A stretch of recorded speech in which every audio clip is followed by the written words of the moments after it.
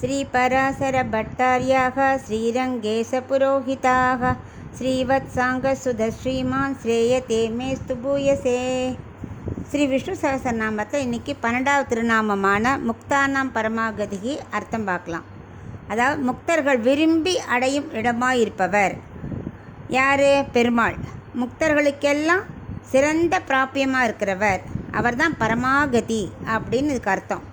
அதாவது யார் முக்தர்கள்னால், இந்த ஜீவாத்மாக்கள் இருக்கா இல்லையா, அவளாம் முக்தி அடையும் போது எப்படி சம்சார பற்றெல்லாம் அறுத்துட்டு முக்தி அடையும் போது அவள் என்ன பண்ணுவா? பகவான் திருவடியே அடையிறா. அவர்கள் தான் பரமாகதிகி. அவளுக்கு பெருமாளே பிராப்பியம். இதிலேயே பல ஜீவாத்மாக்கள் இருக்கு இல்லையா, முக்தானாம் சொல்கிறான், ப்ளூரலில் நிறையா பேர் அங்கே போகலாம். எல்லோரும் இங்கே ஆச்சாரிய திருவடி பற்றிட்டு அப்படியே நம்ம பாவத்தெல்லாம் தொலைச்சிட்டோமானா பகவான் அடைஞ்சுள்ளான்னு அர்த்தம். அதான் பரமாகதிகி. அவள் என்ன பண்ணுவான்? இந்த உடலை விட்டு போச்சே, பிரஜா நதியில் குளிச்சுட்டோ சம்சார பந்தமெல்லாம் போயிடுது இல்லையா, நேர மணிமண்டபத்துக்குள்ளே போவாள். அங்கே போய் பெருமாள் வந்து 8 கல்யாண குணங்கள் கொடுப்பார். எல்லோரும் ஈக்குவலாக கடவுளுக்கு தொண்டு புரிஞ்சுட்டு இருக்கலாம். ஆனால் இதில் இன்னொருத்தர் இருக்கா, இவாளுக்கு வந்து முக்தாத்மாக்கள்னு பேர். இன்னொருத்தர் இருக்கா, அவள் யாருன்னா கைவல்யார்த்தி. அவள் என்ன பண்ணுவா? நல்ல யோகிகள், யோகம் பண்ணி பண்ணி ஆத்மாவையே அனுபவித்து அவள் முக்தி அடையும் போது பிரஜா நதியை தாண்டி போயிடுவா. ஆனால் மணிமண்டபத்துக்குள்ளே போக முடியாது. அவள் என்ன பண்ணுவா? மணிமண்டபத்தோட வாசல்லையே, வைகுண்டத்து வாசல்லையே தன்னோட ஆத்மாவை தானே அனுபவிச்சுன்னு அங்கேயே இருப்பாள். அவளுக்கும் பூலோகம் வரமாட்டா இனிமே. ஆனால் பெருமாள்கிட்டையும் போக முடியாது. அவள் அங்கேயே இருந்து அனுபவிச்சுட்டு இருக்க வேண்டியதுதான்.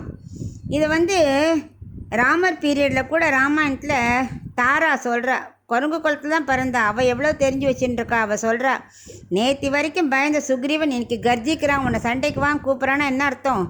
ஒரு நல்ல பெரிய பலசாலி அவன் கூட்டுன்னு வந்திருக்கான்னு அர்த்தம். அது யார் தெரியுமா? ராமர். நீ ராமர் யாருன்னே புரிஞ்சிக்கல. நிவாச விரக்ஷ சாதுனாம் ஆபத்னானாம் பரமாகதிகி. பிரபன்னர்களுக்கெல்லாம் அவர் தான் பரமாகதிகி அப்படிங்கிறார். அதாவது யாரா சரணடைஞ்சுட்டா அவளை காப்பாற்றுறவர் தான் அந்த ராமர். ஆனால் நீ சாதாரணமாக நினைக்காதன்னு அவள் வாலிக்கிட்ட தாரா சொல்கிறா. இது ராமர் பீரியடில். கிருஷ்ணர் பீரியடில் தான் முக்தானாம் பரமாகதின்னு பீஷ்மர் சொல்கிறார். இப்போ இதுக்கு ஒரு சின்ன கதை இருக்குது, நம்ம பார்க்கலாம். ராமர் காட்டுக்கு போகும்போது சீதையும் கூட வரேன்னு சொன்னான்.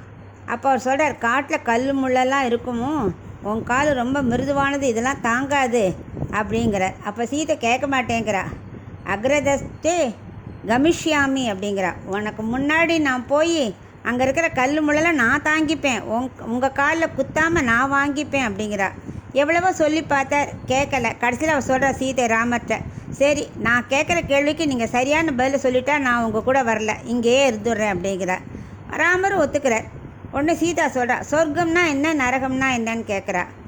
அவர் தான் நிறைய ரிஷிகிட்டலாம் கற்றுன்ட்ருக்காரு, இது என்ன பெரிய விஷயம்னு சொல்லிட்டு, இந்திரன் முதலான தேவர்கள் இருக்கிறது தான் சொர்க்கம்.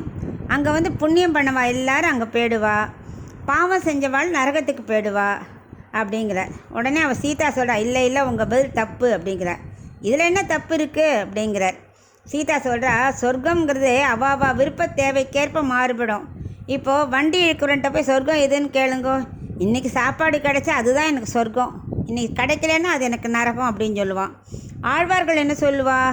பகவான் அனுபவிக்கிற பாகியம் கிடைக்கிற நாளெல்லாம் சொர்க்கம், அது கிடைக்கலன்னா அது நரகம்பா. என்னை கேட்டால் நான் என்ன சொல்லுவேன்? உங்களோட சேர்ந்து இருக்கிறது சொர்க்கம், உங்களை விட்டு பிரிஞ்சால் அது நரகம்பே அப்படிங்கிறா. அவ்வளோதான், ஒன்றுமே அவரால் பண்ண முடியல. சரி சீதாவை வரத்துக்கு சம்மதிச்சு விட்றார். உடனே அவர் லக்ஷ்மணரை பார்த்தார்.